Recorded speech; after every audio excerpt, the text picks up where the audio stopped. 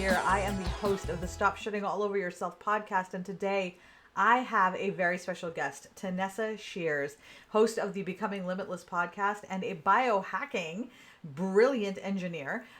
She comes on today to talk with us about the ways in which we can set ourselves up to be more successful every day just by adopting, changing, adjusting tiny little small habits and ways in which we approach our day and our lives. One of the things that I learned early on while I was with my healing journey was, how can I speed up this process, right? Because I'm lazy. There's something I don't want to do. I'm very lazy about it, and I want to find like the fastest, easiest way to get from here to where I want to go. And for healing, a lot of it is like, go see a therapist and exercise, and like there's journal and make sure you have a schedule and eat healthy, and like there's a lot of things that you can do to help create a foundation of health, right? But for someone like me with ADHD, I'm autistic, I get overwhelmed easily. It was a lot. And I just simply putting myself in a position where I was feeling good on the day to day was actually really exhausting, and keeping track of all the things I needed to do to feel good was exhausting. And so it was really hard for me to stay on a steady schedule of habits or behaviors that would create a sustainable foundation for success under me, so that like I woke up in the morning feeling good and like I could accomplish whatever I wanted in the day and not feel groggy or like, oh my God, I can't believe I have to go through another day. The conversation with Tanessa was so exciting because we really went over a lot of the things that helped me to make these kinds of changes a little bit more palatable, because if I find them really hard to do, I'm not going to do them. And so in order for me to actually do them, I had to learn like tricks and techniques that made it smaller, easier, bite-sized chunks, and just more effective. Turns out that those actually ended up being more efficient, more effective, and really helped speed up my process of healing way more than a lot of the other things that I was doing were. So I invited Tanessa on to share some of these ideas. So we're going to talk about things like cold plunges, and I know that that's all the rage right now. We're going to talk about walking for 10 minutes 3 times a week and how that can completely change your life. My sister lost 50 pounds doing that. We talk about turning off your notifications, about dealing with email, about being a successful business owner and working in corporate America. We cover all of these things and more. So I'm going to stop talking now, and you can head on over and listen into our conversation now. All right, I'll see you there. First, I want to welcome you and let everybody know who you are. So Tanesa Shears. In fact, before we even do that, let's just get this out of the way, right? Your name, Tanessa. My name, Manessa. Let's talk. How did you get your name? You know what's funny? My aunt named me. Really? And that's about, I was unnamed for 3 weeks. And the default was going to be Sarah after if they didn't come up with anything. But my aunt was like, what about Tanessa? And it stuck because, let's be real, my mom's name is Karen. My dad's name is Len. They were trying for Carolyn. Oh my gosh. I think you won out on that one. That it's like, it's Didn't I? Kara, Lynn, and Carolyn. I mean, at a certain age, it would be great, but like the childhood years would not have been fun at all. You biohack your body. That's what you talk about. And that is like everything I train on, everything I teach is all about how do you hack the systems within you to make your life easier rather than fighting them. I don't talk anything about health or any of that because let's face it, that's not my number one space that I live in. But I'm fascinated by it. Absolutely fascinated. So tell me a little bit about what it is that you do. Yeah. So I work as a health consultant for entrepreneurs specifically, but what I do is I use wearable technology. So like if you ever have like your Fitbits or your Oura rings or stuff like that, and I use them to help optimize how our brains and our bodies work. Because if we think about it, our brain is our best asset. So if I can get the capacity, if I can get this working a little clearer, a little focused, more focused, if I can make decisions faster, if I can boost my energy, I'm going to be a better business owner, a better mom, a better wife. There are so many things or ways that this infiltrates my life. And the way I love to do this is I love talking about how can we optimize our sleep? How can we eat better food? How can we move a bit more? How can we be more resilient to the stressors that naturally come with a full life, right? And so that's my thing is I just love getting in there and figuring out how we can be just 1% better at a time. Oh, I love that you said 1% better at a time, because I think that like, we find so often that people are like, oh, you know what? I'm feeling shitty about something, right? So I'm waking up feeling shitty, and I'm going to now revamp my whole life. This is my new schedule that I'm going to do. But that never works. Talk a little bit about that. Like, why 1% at a time instead of saying, hey, oh my God, your life is a mess. This is your new schedule, and telling people how to do that.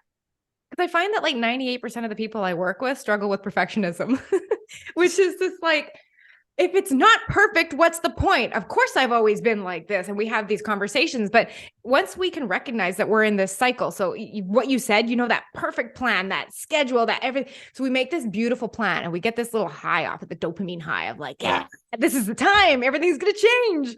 And then we go out into the field and we do the things, but we realize we never planned for the fact that like, oh, our kids have all this stuff to do after school, or we actually can't do this at this time, or we didn't account for all these other things. And the plan falls apart, and we either just quit and tell ourselves there's something wrong with us, or we beat ourselves up. That feels terrible. And what do we do to get out of feeling terrible? We create a really good new plan, and we get that good feeling. I love that dopamine hit. Look, the plan is once I've done the plan, it's almost too much work to actually do the thing. I just said the right? plan. Yeah. So one of the things I love introducing is like this idea of like, where's your minimum baseline here? Yeah. Meaning like, what are the things that that you can do no matter what? And like coming back to your 1% point, like one of the things I'm working on with a client right now is like, no, I just want you to get 3 10-minute walks a week. And he says, that's not enough. How is that possibly going to make a difference? I was like, because if this is something that you can feel comfortable sticking to for 6 months to a year, you're going to have built integrity with yourself that you do what you say you're going to do. And that you build on that when incorporating new habits, knowing that you're the type of person that like, when I say I do this, when I say these things, I do them. And even if it starts out small, but I think it's really breaking that it has to be this huge elaborate plan for it to be worth it. It almost has to be, because like, a lot of people, this is a new thing that I'm on right now is, people love to say they like change. And my answer is always, no, you don't. Nobody likes change. Like we are human beings. By default, when change happens, we think, oh my God, I'm about to die. So but it's what happens after that, right? So like you get through that, oh my God, I'm about to die. And then it's like, no, I'm not. It's okay. Let's talk about how we can make change more palatable and sort of migrate whatever this thing is into my system. But like, if you bring in 30 new things at once, your brain literally feels like you're stabbing yourself through the eyes. Like it's not pleasant. And so like, I feel like we almost break down under the pressure of this plan, like the plan itself. Oh, totally. And then you pair that with the fact that sometimes our expectations are off. Like I did a consultation a couple of weeks ago, and she said, Tanessa, it would be great. Like, when you're like elbows deep in a bag of chips, or you're eating the cookies and it's so enjoyable. I want to transfer that to a salad. And I was like, I get that, but a salad is never going to give you that dopamine rush that you're expecting on a salad. So you've already set yourself up, because you're never going to get that from a salad. You're going to get subtle well-being from a salad, but you're never going to get the intensity. And so I think it's like pairing that like reason, like that plan that that you can do with expectations that are based in science and also reality, right? As you were talking, it made me think about, sorry, there's a giant boat outside right now, and I'm like, oh, giant boat. It made me think about my ideas on relationships when I was growing up. So like for many years, up until I was probably in my 30s or early 30s. Oh yeah, till I met my wife. I had this idea that like love was that intensity, that like passion that you see in the Notebook, right? And like John Hughes is an asshole for doing this to us all, that whole series of like, these and you think to yourself, that's what love actually is. And then like, and so when that portion of it sort of dissipated for me, I was like, it's not staying, which means this obviously isn't like real love. Right. And so, and so I went through many relationships, many, and to, sort of get to, and then when I met my wife, it actually took us a few years, but now we talk all the time about how the subtle piece that comes from just trusting your partner and, having a deep relationship that they know you like so well, and your routines are together, that is really where well-being comes from. It doesn't come from that. Yeah, that passion is fun. It's delicious and it's great, but it doesn't fulfill you the same way that the relationship would, that's actually based on meaningful connection. Oh, I love that. It's, do you know who Alex Hormozy is? Have you heard of him? Mm-mm. Now he's an entrepreneur. He has some opinions on relationships and stuff, but one of the things that he said that has always stuck with me is he said relationships that have a shared life mission, that are supported by similar values, and then with the last important thing being overlapping interests, are the ones that last, because when that initial passion, that fire that you were talking about fades, then you still have that you are on the same mission with the same values. Because if you're only in there for common interests or that fire, that spark, when that goes away, if you don't have a shared life mission or you're not on the same path together, then you're like, what are we doing? And so that is right. good. That's some good stuff right there. I like, because it's, you know what, because that's actually one of the things that we talk about. We're like, what is, and it's the shared mission that really, because like there, you know, interests diverge, things happen, you know, you have times when you're closer, times when you're not. But, you know, and I think that kind of does lead back. Let's go back to the, you know, the health thing that we're talking about, because, you know, when you have, you said that your client asked about like, what, so what if I only do it 10 minutes, 3 times a week, right? My sister lost 50 pounds doing that exact thing because she was just consistent and consistent. And my wife and I joke a lot about, oh God, like, what's the answer to this problem? And it's like, oh, it's consistent effort. It's fuck. Like, why is the solution to everything always fucking consistent effort? It's Like, never the what, right? The what do I do? Is it broccoli or is it quinoa? Like it's never that. It's never that. It's like, why can't we continue eating the yeah, thing, doing the exactly. exercise, right? So I'm curious. We have jumped in. Like, I have so many. Like, actually, I have all these questions, and I realize I haven't even gotten to one because I'm so excited about the things that we're talking about. So I'm actually all right. Let's talk a little bit about something actually, because in your email, the first email. So guys, sign up for her freebie, which you can get on her website, which will be in the show notes. You send out the email with the list of things, and do you follow the Huberman Lab? Are you familiar I with them? do. Yeah. Yes. I saw him years ago, and I can't remember what he said, but I was like, oh man, you're a genius. And I really like their social media game. So anyway, he starts talking about, he's a little extra for me, a little extra, but I still love him. But he talks about cold plunges, and I'm like, fuck off. And then my business coach, Rebecca Tracy, goes to freaking like Iceland or something and does these plunges. I'm like, fuck off. And then I see you in there being like cold plunges. I'm literally like, fuck off. But I want you to know, my bathroom is like the size of a porta potty, so we don't like have a tub. So I will take my shower and I put it on really cold at the very end. Like, I've been working my way that way. For 10 days, I've been doing this. And the other, you're going to find this hysterical. I'm sitting at the counter and I'm like, it's right after my shower, I'm eating. And I'm like, what am I feeling right now? I was like, I'm feeling so strange. I was like, oh, it's alertness. This is what alertness feels like. And I thought that was so funny that I was like, I had forgotten. I was like, what a strange feeling I'm having right now. What is this? And then That's I was like, oh, it's amazing. alertness. That's what that feels like. So tell me about the cold plunges. How does that, and is the shower enough? Does that work? Absolutely, it does. It does. Yeah. I always think of it as like deliberate cold exposure, because there's being cold and then there's doing it to yourself.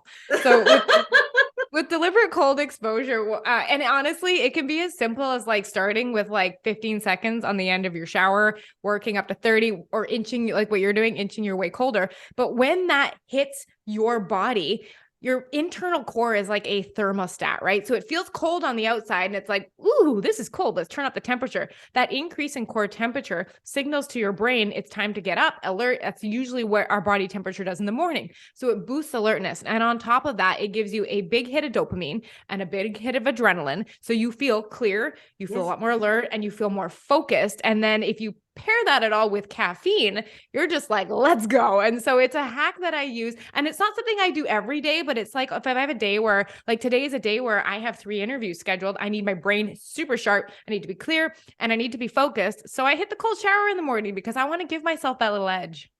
That helps a lot, because like when it hits you, you're like, right, there's that feeling, which I'm trying to get to the space where, and it's actually, now that we're at 10 days, I'm now at the coldest and I can do it for like, 30 seconds to a minute. And it's nice. It's actually, but there's that first moment of, get me away from it. I'm trying to, the killing, your body thinks you're trying to kill yourself. It's Like, called the mammalian dive reflex. is It's that a what it's called? reflex. Thank Yeah, you. it's a reflex.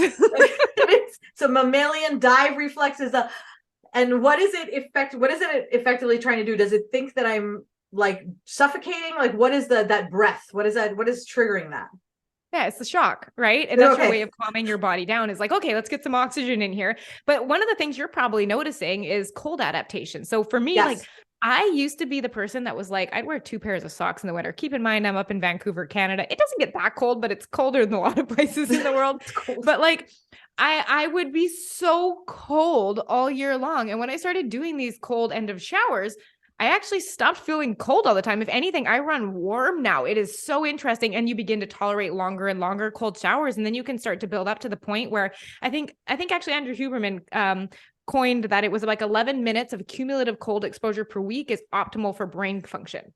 So That's a good thing to know. So like, I don't like just 11 minutes a week is enough. per week, and it can be divided up. It can be all at once. And that's kind of the nice thing. And I got to the point where it's like, okay, I can do about a 5-minute shower. So then I really only need to do it twice a week if I need. Yeah. And there's honestly weeks I don't even hit that. And I kind of use it as like a buffet. It's like, oh, I think I will take some alertness today. I will go have a cold shower. I love that. Oh my God, I love that. So I'm actually curious. You mentioned earlier that you focus on entrepreneurs mostly, but so I left entrepreneurship land a long time ago. Long, it was like a year, less than a year, so not that long. But and I found since going back into the workforce that I mean, like these are helpful for anybody. So I'm curious to know because it is, and I know you're an entrepreneur, so that's probably why you selected that. But I am curious to know why you niche down into entrepreneurship, especially because what you're offering is so ubiquitous with, you know, it's the audience that it like burned out, exhausted women, you know? Yeah. You know, what's interesting is I have had clients over the last year. I have one that was a teacher. I have one that was just doing a side hustle as a coach. Mhm. And there are all these different kind of layers. So you're hands down on what you said. All of these things, I mean, science is science here, and that a cold shower will work for anybody. It doesn't matter what you do for work. So, but the thing I found is like, for me, it's like, I'm an entrepreneur. I know entrepreneurs and I had a lot of entrepreneurial clients. So I found that like, at least in the online space, if I was able to shift a little bit of my messaging, because I know that the reason I serve like usually 6 or 7-figure entrepreneurs is because these are the people that are like, I've finally broken this milestone. I finally hired the team. I've finally outsourced some stuff. And I haven't worked out in 2 years. I haven't eaten a dinner at my, kitchen table. And so that just was a message that was really resonating. And I found that at least that audience, when they came across my content, was able to be like, that is exactly me. But having said that, I and know that's of from course my what you want. That's what you want. So, and yeah, I wanted to actually tell you, by the way, your marketing is like your whole package, the process that you've put together, the workflow, everything. It's some of the best I've ever seen. Like I actually, it is really, really good. Everything leads to something else. I was never lost. It's always clear. I never feel like there's too much. It's so rare to see like a perfect example. But you are like a perfect example of, so did you do it yourself? Did you hire people? Did you? No, that's all me. It's just a lot of passion in there and a love of Canva. But thank you. It's really so. It's also like there's you naturally. I guess you must either have, like you've developed or you also came with the innate skill as well of, and it makes sense because of the way that you think about biohacking. So you're really good at looking at systems, right? And so you figured out the system and you're running with it. It's like it's very impressive to watch. Like I was like, holy shit, this is really good. So I wanted to make sure that I told you that. Thank you. I think there's also the behind the scenes is like, I opened my business in 2014, started diddling around online in 2015 is when it kind of started. So, I mean, there's been a lot of like marketing messaging changes, refining, figuring out what connected. And so, I mean, we're in 2023 now. So we're in like what, 8-9 years of fiddling with it and perfecting it over. So by now, absolutely. And I'm so glad that you said that. So glad. So it took you about, when would you say you probably hit the spot where you were like, okay, because like I'm seeing you at your 10-year mark, right? Like when would you say you hit like this kind of spot for yourself? Late 2020. I had my first baby in February of 2020. And it was like right after that where that was when I kind of discovered like how much optimization you need when you're sleep deprived having a new baby. Yes. And so I was like, ooh, okay, no, this is the shift. And it was right there is when my messaging just went like super narrow, got really specific. My content got very specific. So 2020, I mean, that's what 6 years down the road of a lot of, money spent on ads that went nowhere, programs that launched to zero, years where I only made $500 in that part of the business, like the online part. So, I mean, it's been a labor of love, but it's because I love it that I'm still here. I'm so glad. I'm so glad we got an opportunity to talk about that part of it, just because, having taught marketing for so many years, like the biggest challenge I think is that everybody looks at you, the overnight success, right? Tanessa, you're such an overnight success. You're like, no, that's I've literally been doing this for 10 years. I'm only overnight to you because you found me yesterday. Like, Yeah, my mom would say to me all the time, she's like, in the early days, like, when I first made the first 500 the first year and then 10,000 the next year, she would say to me, like, what keeps you going at this? I mean, I'm not to say I'm not proud of you, but like, she kindly said, it's not working. How are you still working at this? And I was like, oh my gosh.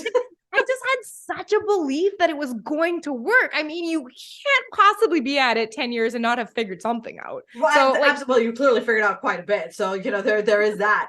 take that, mom. So, okay. So, and here's the thing. I'm telling you, this is the one email that probably blew you out of the stratosphere. This is the one I know that made you that overnight success we were talking about. So you sent an email the other day and I was like, holy shit, this is for literally everybody that I know. And it said, is this you? By the way, it is not me. Just want you to know that. That do you have thousands of tabs open on your screen? And the reason it's not me is not because it's not what that was my habit for years, but in the way that, you and I both share this idea of hacking your brain, and I know the kind of impact that has. And so over the years, I've stopped doing it. However, I would love one of the most chronic, aside from the idea that we can multitask, one of the most chronic fallacies I think that exists is that I need to have all these tabs open because it makes me more productive. I would love to hear a little bit about tabs, and then you talked about your mind tabs and then like your computer tabs. Take it away. Yeah. So I like to think of it like this. Like, let's imagine you're on your computer right now and you've got your 15 tabs open. There's an Amazon, a Facebook, an Instagram, whatever it is that's in your tabs. So your brain is constantly needing to process all of those tabs and think about it. And then let's not even get started about how many icons and screenshots are on your desktop, right? And every time we look at that, you need to be like, oh, should I clean this up?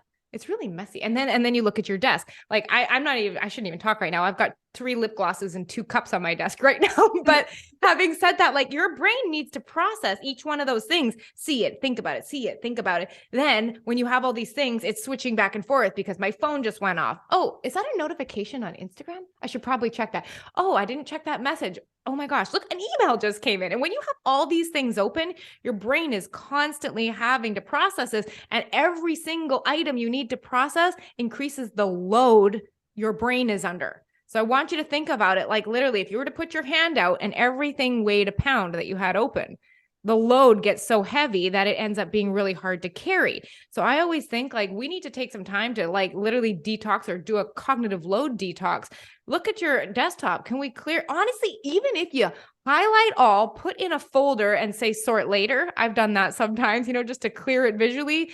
Take 2 minutes, clear off your desk. Like think about the load that is placed by you needing to visually identify everything over and over all day. And how can you clear up some of that space so that your brain can stay focused? Because it takes so much time to switch between these tasks too, right? Absolutely. And it's, I think that for many years I was like, oh, I'm a multitasker. This is how I work and so on and so forth. And I do have ADHD, so I do tend to bounce a lot. But the way that I was thinking about it was that was the only way that I could bounce between things. What I didn't recognize was that there's a way that you can actually create a flow that is actually productive, that leans into my ADHD brain, that is not doing what you're talking about, right? That doesn't have all those tabs open. So I'll tell you, actually, I don't have the tabs open, but I wanted to confess because I can't lie.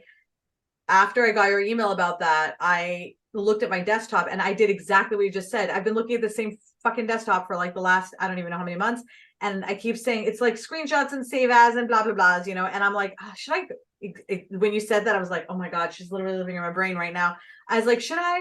And then yesterday I was like, you know what? Or yeah, it was yesterday. I was like, you know what? I was like, this is not good. And so I did put it all in a folder and I just said, I literally called it deal with later. And now everything is off. So thank you for bringing that up, because when I used to train on that, I would call it like, I would just liken it to having the app on your phone, which is, where you'd be like, you have your app on, you charge your phone and then like it's fully charged, you take it off. And then suddenly 20 minutes later, it's like 25%. And you're like, how did that happen? And you look and you have all these apps that are there that are draining the battery, and like the tabs and the things on your desktop. Those are the same things. Those are just acting as like battery drainers, and then you're tired by 2 o'clock. Yes. because you've processed so much, and then you probably got off of a funny sleep and all the things, right? And the perfect plan didn't go well. And so it just goes downhill from there. But like, yeah, no, I totally agree with you on that. So, hold on, let me get to this. So actually, this is so great. We're actually literally leading into my next question, which is fab. So you mentioned something about notifications. Bzz. I have strong feelings about notifications. I'm really curious to know what your feelings are about buzzing notifications, Outlook notifications on the side. Like, tell me how you feel about those things. My parents, my whole family strongly detests my experience with notifications. My phone is on silent. It's impossible to get a hold of me. People complain about it all the time. And I'm like, but I want to decide when to interrupt my thinking. I want to decide when to interrupt my day. So naturally, I have everything closed. Nothing is allowed to get notifications through. And actually, you know what I do? I have two phones. One phone here. So this is my personal phone. It has on there text message, WhatsApp, and I can call. I think that, and maybe podcast. That's all it has on it. It is the most boring phone, and this is what I have. This phone originally started, you know, when you upgrade to a new phone, but there was nothing wrong with your old phone, and it's kind of sitting around, you feel bad throwing it in the garbage, you don't know what to do with it. I turned it into what I called my work phone. Instagram, Facebook, Google Drive, Gmail, Boxer, all of the work stuff is on this phone. And it doesn't have data on it. I can't call anybody on it. But this phone is where I do all my social media, anything like that. And so at the end of the day, I power this down and it stays in my office, and I don't have access to any of that stuff because I don't want to be interrupted by it unless I choose to, at which point I can walk back up to my office, fire up this phone. But the inconvenience is usually so large that I don't end up doing it. And I find that's really how I'm able to disconnect from what I think of as just like constant input from other people's brains. Constant. I love that so much. I love everything you just said, because like, I feel like I did a training once. I don't know if you've done a training like this where you talk about turning off notifications or something like that, and people grab their phones and they like hold on to it almost as if you're taking it away from them. You're like, I'm not taking your phone. But like people feel, so I'm curious, how do you deal with it because like everybody says I have to have my notifications on, right? And like in some cases, you're a doctor, you need to have your notifications on, or like you have small children or what have you. So how do you recommend like that middle ground where like, and you have that phone, but like not everybody can have a second phone. So if let's say somebody's like, look, I really have to be able to hear from these three people whenever I want them to be able to interrupt me or something, like, well, what are your recommendations for those who are not quite ready to let go of notifications just yet? Yeah, I'm pretty sure that you can actually have breakthrough notifications. Like you can actually set in, like, this person is allowed to break through silent, or if you put on do not disturb, which blocks all notifications, you can select certain people that are able to break through, or certain apps. So for example, let's just say you only have, maybe you have kids that are out and you want them to be able to contact you for emergency or your doctor.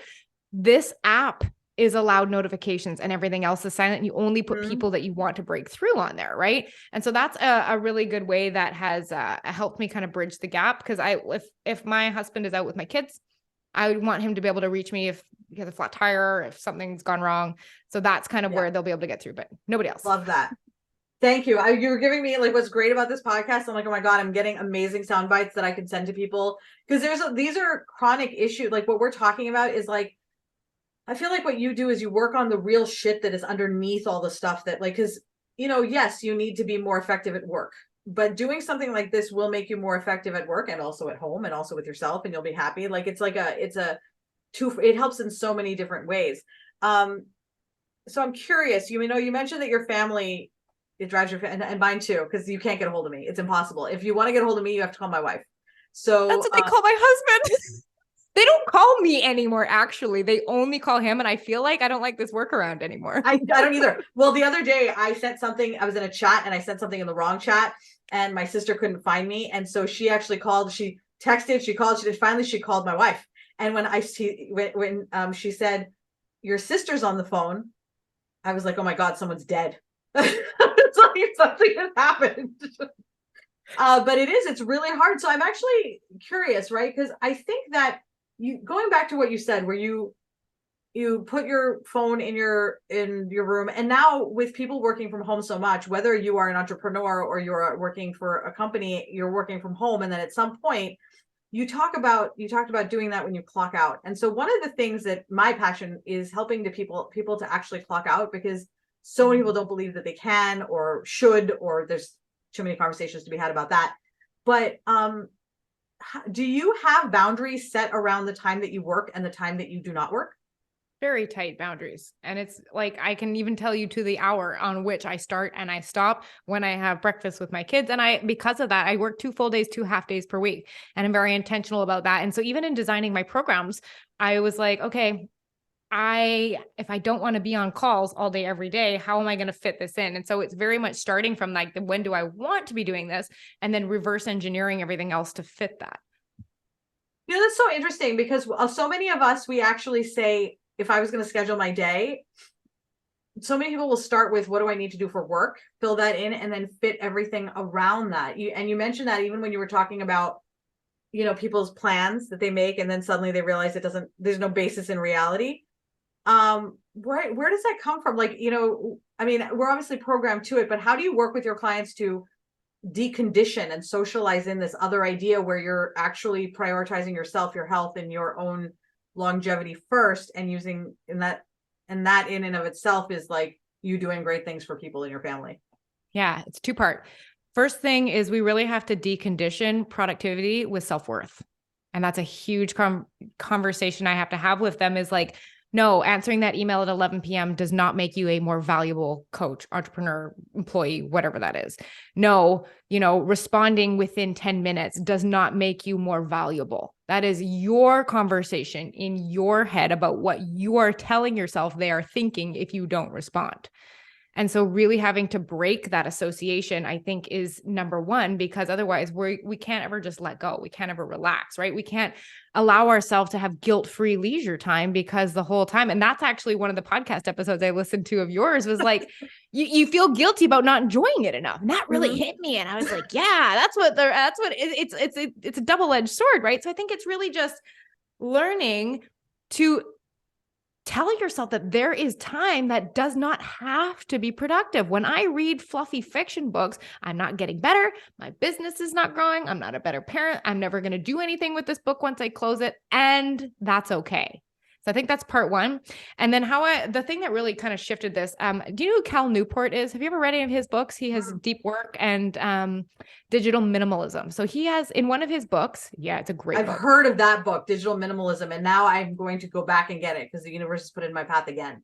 Right. So I think the concept, I'm not sure which, I think it might be Deep Work he talks about this in, but he talks about a day within a day. And exactly what you said, people schedule their work, and then it's almost like an afterthought of what happens with the rest of their day. But he said, if you want a leisure life that isn't like papered over with tech use and just this escapism, and you want that intentional feeling of joy and stuff in your life, then what we want to look at is actually thinking like, I have my day, and then a day within a day, the day being the time outside of work, and being as intentional with that time as you are with your work time, and actually schedule them as if they're 2 separate days. And not that everything has to be scheduled, but you can literally just schedule that time not for work. And that's as productive as it ever has to be, right? Just being like, during this block of time, I can do whatever I want with no outcome, and it's great.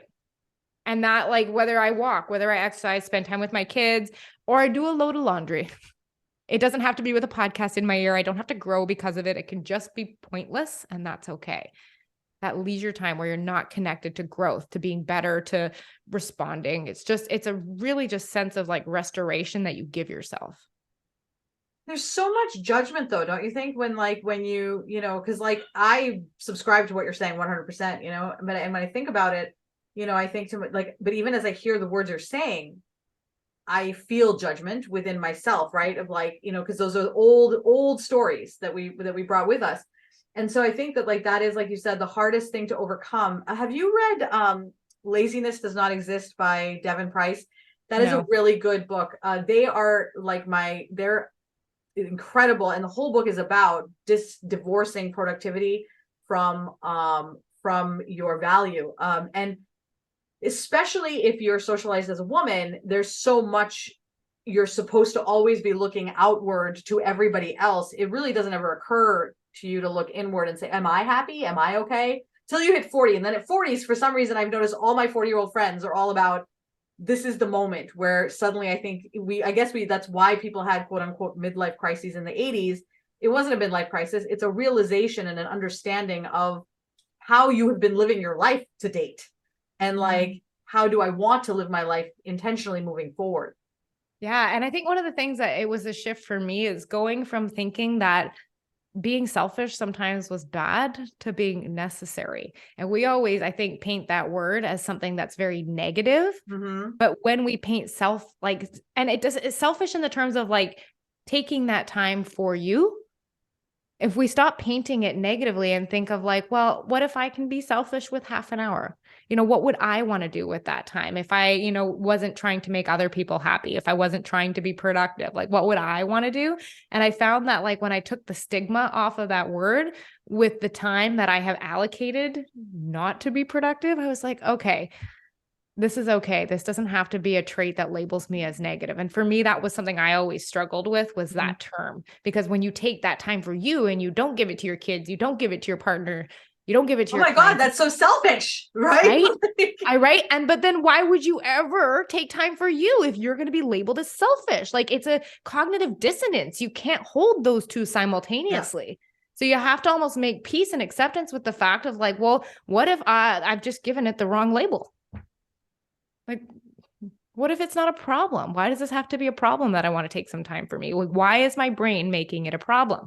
What are the sentences that I'm saying that are making this a problem? Why do I want to choose to continue thinking them once I can hear those? You just hit a nail on the head. Super. Like, so you said, what are the sentences that I am saying, right? Can you tell me about the value of the language that we use in terms of making these decisions? Because I love I love that. And clearly there's something there. So tell me about the words that we use. Yeah, this module in my program is called the Limitless Mind, because I think that the greatest power that as humans we can have is the ability to direct our focus and direct our thinking. Because if you think anytime you've been spun out in an anxiety spiral, or you've been overwhelmed or stressed out, or you've been worried about something, or any feeling that you're not enjoying, check what's going on in your sentences in your head. Like I think we are never taught to like actually hear what's going on in there. And it's kind of like one of those things that it's a Pandora's box. Once you hear what's going on in there, it's ugly. And I find that working through that with a lot of clients is like, I'm having to walk them through like, this is going to get worse before it gets better. Because if we go unconscious our whole life and we don't understand why we feel so bad about everything, and then we hear it all and you're like, why am I so awful to myself? And then the immediate thing you want to do is the perfectionist plan, change it all. Right. But instead it's like, what if I just first heard it and then start questioning like, okay, do I want to continue thinking this, and recognizing that default thought might not be optional, but everything that follows after is, and asking yourself, why are we going down the rabbit hole every time if I can choose not to? Not that it's easy, but that has been so freeing, knowing that if I can dictate where my brain goes, despite the thoughts that it offers me, the negativity, the doubt, if I can dictate like, okay, I hear you, this is not something I want to run with, what else is also true? Yeah. Going there. But you know that there are, and that in and of itself is power. Because if you know, once you have an awareness that this isn't the only direction, but I think the hardest part that I have, even with this knowledge, is that it takes me a while sometimes to remember that I have my tools, so like sometimes I'll be like, it gets easier with practice, but sometimes I'll be, a little bit in. My wife, fortunately, has learned how to like pick up on those things, and she will tell me about my tools.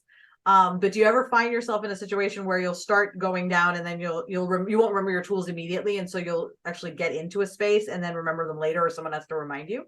Absolutely. And it's always the same boring things that my brain goes to. I know, it's always the same. Like there's no variety.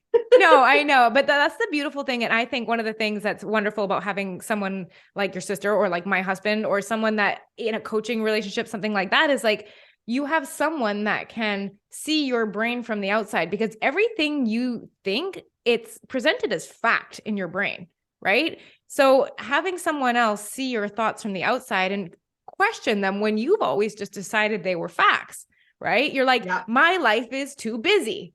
And then you have someone go, is it, or is that literally just how you're thinking about your day? Or is that how you've decided to schedule your day? Like, you know what I mean? Like having someone outside you to question that, but 100%, like it's hard to see your brain's own drama. So honestly, if you have no one in your life that's like that, grab a pen, grab a paper, write those thoughts down, and then ask yourself, why do I want to think this? What is the purpose? Is this serving me? And do I want to keep thinking this? I love these questions. Yeah. I love the doubt one. Whenever I have doubt that comes up, or like, for example, if I'm launching a program, my brain loves to go, no one is going to sign up for this. It's the end of the world. The business is going to shut down, right? And you're going to be homeless. Don't forget that. And I got to the point one time where I'm like, I'm going to have to sell the cat. There's no other option. Like full on hysteria. It was when I was like 25. Sell I was the like, cat?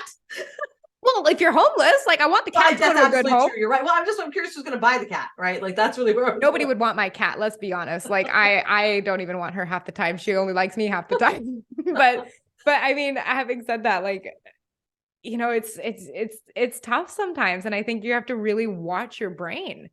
And so true. Watch your brain. And also watch your language. I could talk to you forever, but we both have other meetings and interviews after this. So as we wrap up, can you tell the listeners who are obviously in love with you now, how they can find you, what kind of help you can offer them, and anything else you'd like to share? Yeah, well, I think you mentioned the 12 ways to biohack your energy playbook that I think you said you were going to link, but the best thing for that specifically is it's full of 12 different hacks that you can literally take one, implement it so that we're not being perfectionists. We're just like working on one thing at a time. They link to podcast episodes if you want to dive deeper on there, or, you know, come hang out with me on Instagram. I love talking to people in my messages, answering questions, like digging into some stuff, nerding out about this. So honestly, my podcast, Becoming Limitless, or the 12 ways to biohack your energy, are going to be great ways into my world.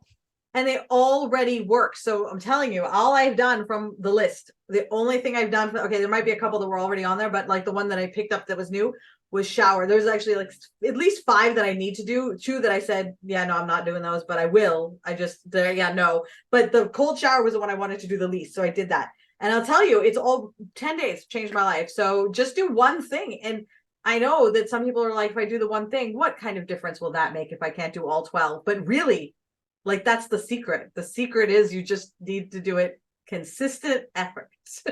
And adjust your horizon for results. That is smart. Yeah, adjust like your expectations, really, like for yourself. It's like the high off the salad. It's not going to happen. Oh my gosh. You know, I'm never getting high off a salad. I'm just telling you that right now, unless it's made of weed, then maybe. Thank you so much for joining me today. I'm actually thinking we might need to have you on for like other things too at some point. You're a great guest. Clearly you've done a lot of these. Guys, go find Tanessa, not just because she has a great name, but also because she literally will change your life. For 30 seconds in the morning, I'm like, I hate you. I love you. So, you know, thank you so much.